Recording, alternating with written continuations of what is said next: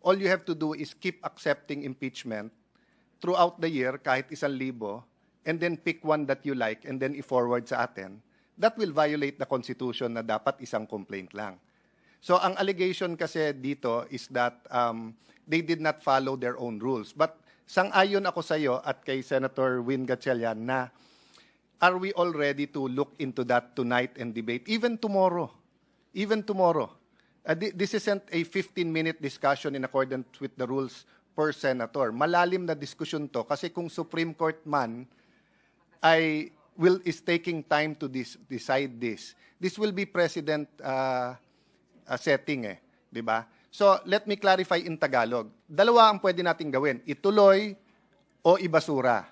Ang dismissal, ibasura. I am not proposing na ibasura. Yun nga ang pakiusap ko kay Senator Bato, and I will restate it. Yung ituloy, dalawang klaseng ituloy. Bukas, babasahin, and then i-issue yung summons.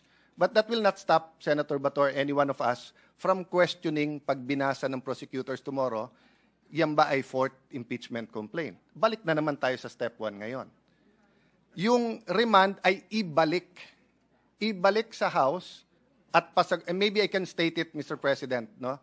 So ang aking pong amendment ay ibalik sa House at ipa-certify sa House na number 1, including the circumstances, na hindi nila violate yung Constitution in entertaining more than one impeachment complaint in 1 year.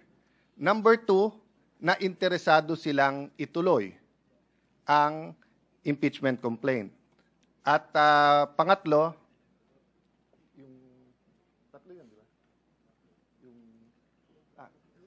yung pangatlo, Mr. President, is really the judges nung 20th kung anong gusto nilang gawin. So nasa atin yon, hindi sa House, no? Ang problema, Mr. President, hindi ang 19th Congress ang sasagot nito, yung 20th Congress. Kasi kahit sumagot bukas na gusto nilang tumuloy at i-certify nila, paano kung yung 20th Congress ibalik naman? So I'm open to an amendment to my amendment. I'm just saying I think there is wisdom now in not dismissing it, and there's nothing lost na ibalik ito sa Kongreso at ayusin nila yung isasubmit sa atin. Re-reiterate ko yung sinabi ko po kahapon o nung isang araw. Hindi nating kasalanan na last day of session, February 5. Marami po tayong kasalanan, hindi tayo naghuhugas kamay. Pero hindi natin kasalanan na last day final, na yung pang-apat ang final, at nag-eleksyon habang final. So that is why there is wisdom in remanding it rather than dismissing it, or rather than ituloy natin bukas as if walang nangyari. Just a last point.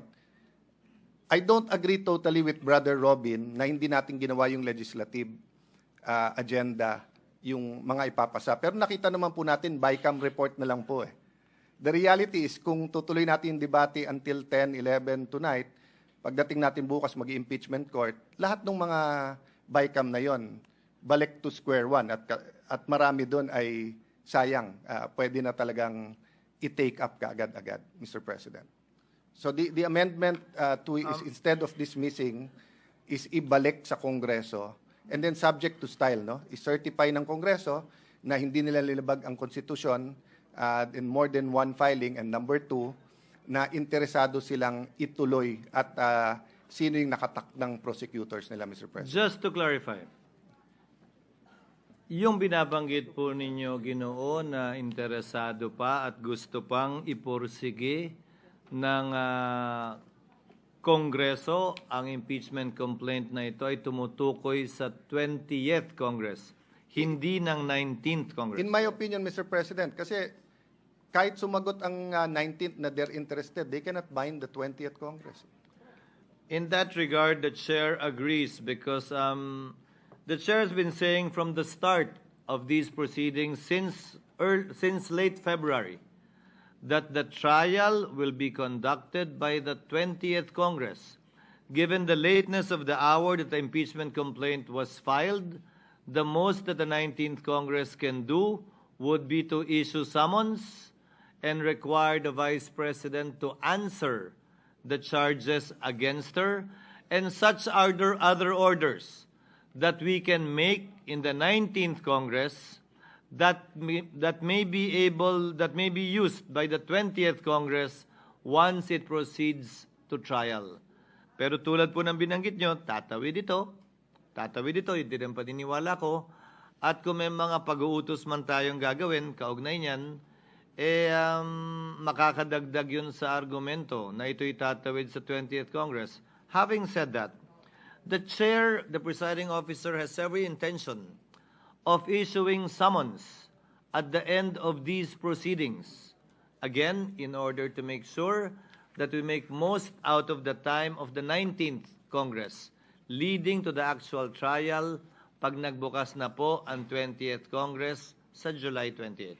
Just a point of clarification. Senator Poe is recognized. You may proceed, ma'am. Since we have our two legal luminaries here. So if we remand it to Congress, will the presiding officer still issue a summons? Or are we going to wait for... Yes. Pwede ba yun? Na-remanda sa kanila pero we're still going through the process? The motion of Senator Cayetano, he said, is subject to style. That's why the chair was earlier clarifying I have no objection. what the effect of that will be. Yes. Mr. President. Because may I- again, the intention of the presiding officer before we end the proceedings in the 19th Congress is to issue summons. Yeah, Mr. President. Okay, So perhaps, What is the let goal, Mr. Allow the Presiding- presiding officer to finish, Yeah. Your Honor. So perhaps we can entertain several orders to be issued by the court in order to address the concerns of Senator Bato and the other senator judges for information so that we can make a judgment once trial resumes in the 20th Congress, while at the same time requiring the Vice President, the respondent, to answer. So what What is the pleasure of the lady? Yes, just another clarification. Yes, Last. When we remand to Congress, what are we expecting them to comply with?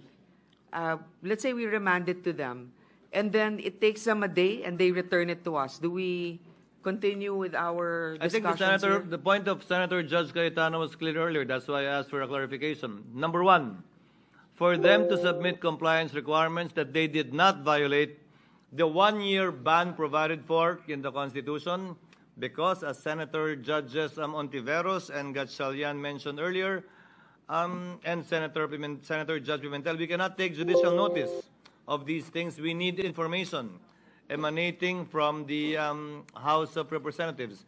And number two, for the members of the 20th Congress to so indicate that they are still persisting with the case, given that the trial will be held by and under the 20th Congress. This presupposes the earlier statement made by the presiding officer and some members of the court that the 19th and 20th cannot bind. The 19th Congress cannot bind the 20th Congress. The 19th House cannot bind the 20th House. Same is true with the 19th Senate. It cannot bind the 20th Senate. Senator Villanueva. Mr. President, Mr. Presiding Officer, I think maganda po na mapag-usapan ito at nakakataba ng puso that we are moving forward.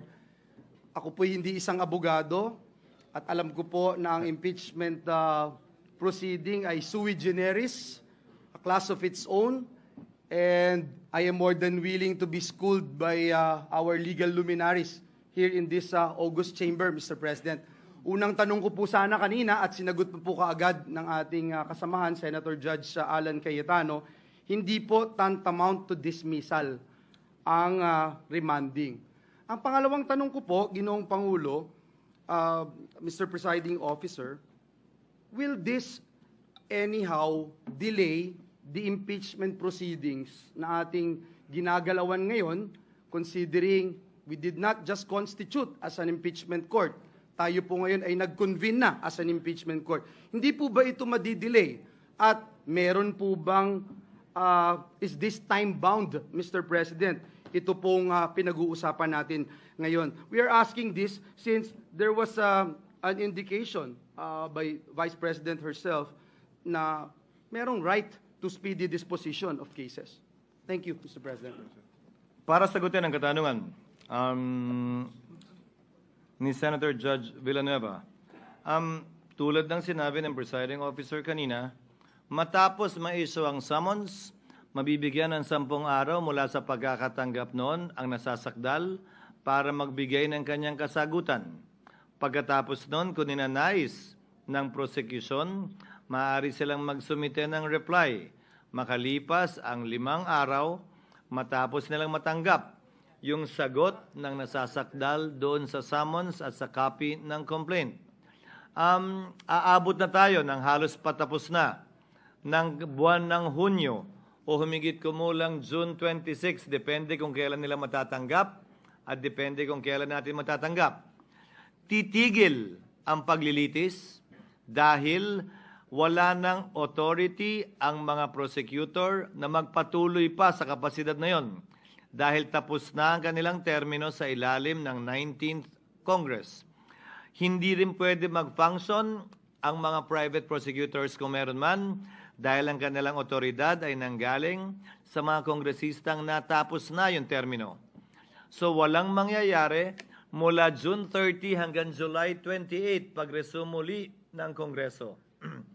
Ang pagkakaunawa ko sa motion ni Senator Cayetano ay habang naghihintay tayo sa panahong ito, dahil nga wala tayong sapat na kaalaman para pagpasahan itong masalimuot na isyong ito na binanggit ni Senator Judge Bato de la Rosa,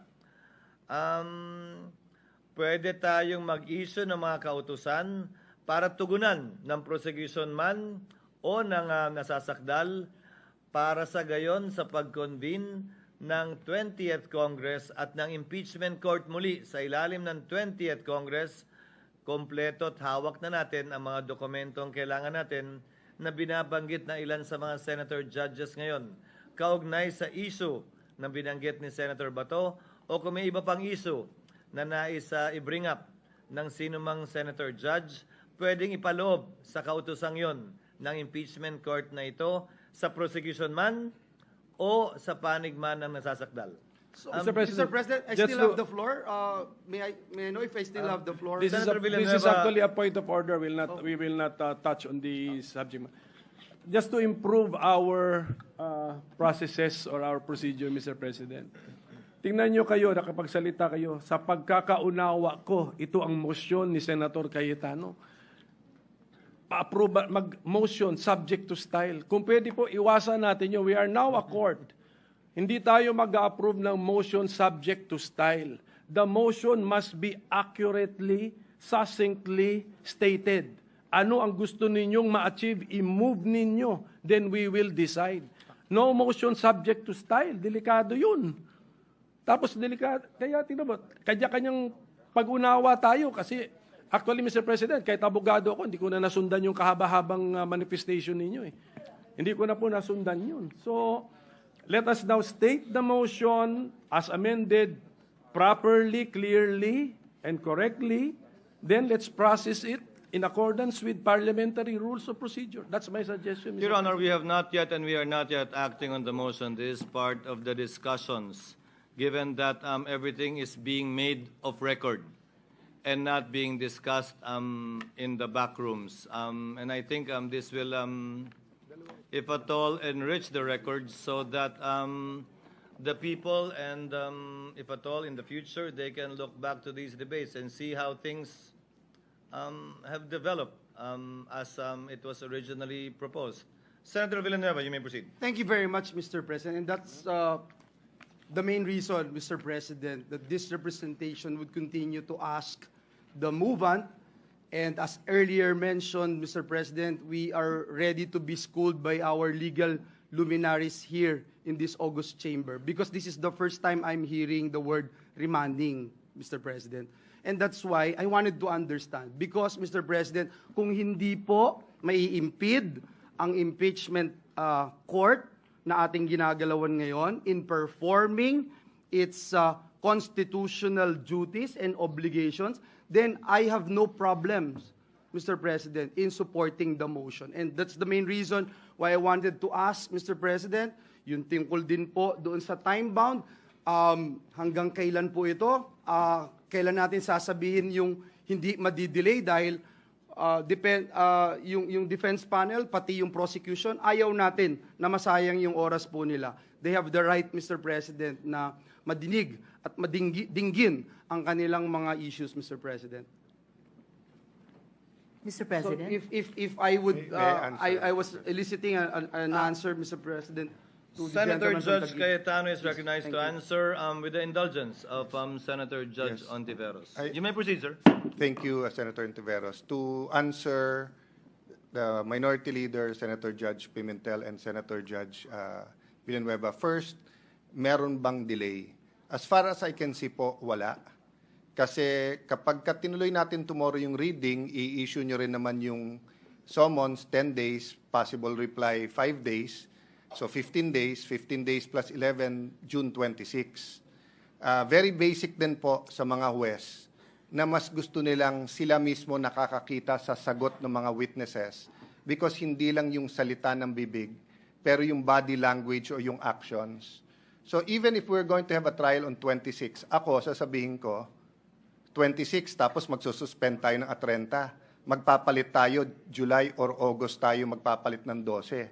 So I think it would be wiser na yung 24 na ang mag-hear talaga sa August. Bagkus, tingin ko lalong bibilis. Bakit? Because kapag ka ang issue mo, whether unconstitutional yung articles of impeachment, mahabang diskusyon yon. So by returning it to the House of Representatives, you're giving them the opportunity to make it very clear. It's akin, Mr. President, to certification, to certify non-forum shopping. So sa mga korte natin, dahil bawal na kung saan-saan ka mag-file, magfa-file ka ng non-forum shopping. No, so I'll make that clear. Pasensya na, I take it very well, Minority Leader, yung sinabi mong wag subject to style.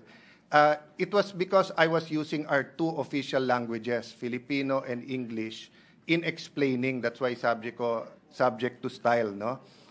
The last thing I want to answer is that I don't think there is anything anomalous about returning it to the House but yet issuing the summons. It's not usual, but it's not anomalous. Why? If we send it back to the House for them to certify, pinadala mo rin naman yung same articles sa defendant or sa vice president para sagutin. So pagbalik natin ng July or August at sinabi nila hindi na sila interesado, for the record na yung sagot ng vice president. Kung sinabing tuloy, yun din naman yung sagot. Kasi hindi po natin sinasabi na pag niremand o sinaole o binalik sa House of Representatives, ay pwede nilang palitan yung articles of impeachment. Hindi nila pwedeng palitan. Yes. Ang pwede lang nilang gawin ay i-certify nga at ibigay sa atin yung circumstances para hindi na tayo mag-judicial notice, hindi na tayo magsupina. So kung nandito sa harap ko ngayon yung prosecutors at sinabi lang, walang violation to, tatanungin ko pa sila isa-isa, kailan pinail yung una, kailan pinail yung pangalawa, totoo bang hindi tinanggap, totoo bang ganito. Pero pag binigay nila sa atin na certified na, no? Meaning pinirmahan nila at pinirma ng mga may hawak ng dokumento, we can decide based on that. And it will give us time. So to try to articulate the motion, no? I move to amend the motion of Senator De La Rosa to dismiss.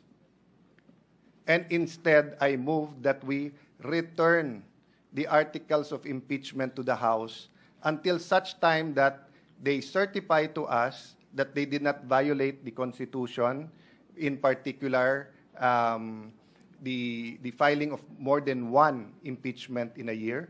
And number two, a communication from the 20th Congress that they will pursue the impeachment against the Vice President. So let me stop there, Mr. President, and I hope I stated it correctly.